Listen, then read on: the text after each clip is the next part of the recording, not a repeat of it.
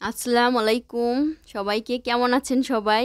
আজকে ভাবছি যে আজকে সকালবেলা কি খাবো, নাস্তা করব কি দিয়ে। তো ভাবলাম যে আটা দিয়ে কিছু একটা করি। তো আটার ঘরে সবজি ছিল, সেটা দিয়ে পরেটা আর সবজি বানাবো।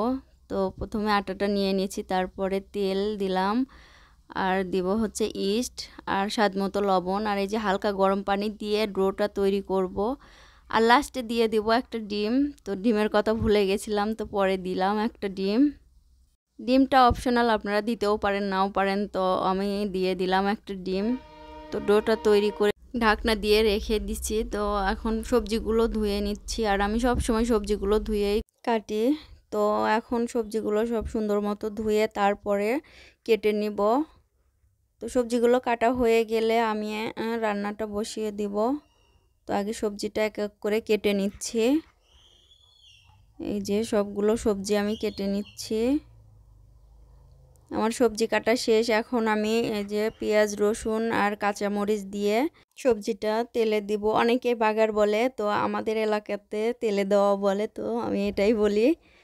এই যে সব মশলা এক এক করে অ্যাড করে দিচ্ছি, দিয়ে মশলাটা একটু কষিয়ে তারপরে সবজিটা দিয়ে দিব।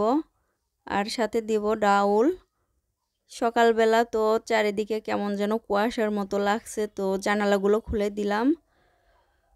এই যে সবজিগুলো সবগুলো দিয়ে দিলাম, দিয়ে যে কিছুটা ডাউল দিয়ে তারপরে ঢাকনা দিয়ে রেখে দিব। আর এদিকে পরোটাগুলো বানিয়ে নেব। যে যে ডোটা তৈরি করেছিলাম ইস্ট দেওয়ার কারণে ওটা একটু নরম হয়ে যায়, এই জন্য সামান্য আটা দিয়ে আবার করে একটু মথে নিচ্ছি। আর এদিকে পরোটাটা বানিয়ে নিলাম। আর ডাউল ছিল, ডাউল ভর্তা ছিল, তো সেটা দিয়ে কয়েকটা ডাউল পুরির মতো করে বানিয়ে নিলাম পরোটার সঙ্গে।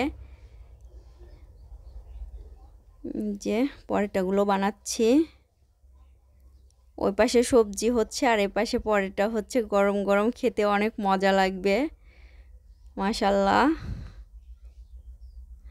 তো এই যে আমার এক এক করে পরোটাগুলো হয়ে যাচ্ছে, আর এদিকে মাঝে মাঝে সবজিটাও নেড়ে দিচ্ছি। আর যে ডাউল ভর্তাটা ছিল ওইটাও দিয়ে মাঝে মাঝে কয়েকটা আবার ডাউল পুরির মতো করে বানিয়ে দিচ্ছি। এটাকে ডাল পরোটা বলে নাকি ডাউল পুরি বলে বুঝতে পারছি না। তো খেতে মনে হয় অনেক মজাই লাগবে। এই যে তো আমার সবগুলো নাস্তা রেডি হয়ে যাচ্ছে আস্তে আস্তে। এই যে আর মনে হয় দুইটা আছে। তো আমার সবজিটাও রেডি, আমার সবগুলো নাস্তা রেডি।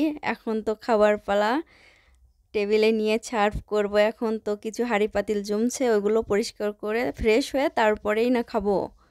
এই যে আমি এখন নাস্তার টেবিলে রেডি। তো দেখুন কি সুন্দর নরম হয়েছে আর সফট হয়েছে। আর এই যে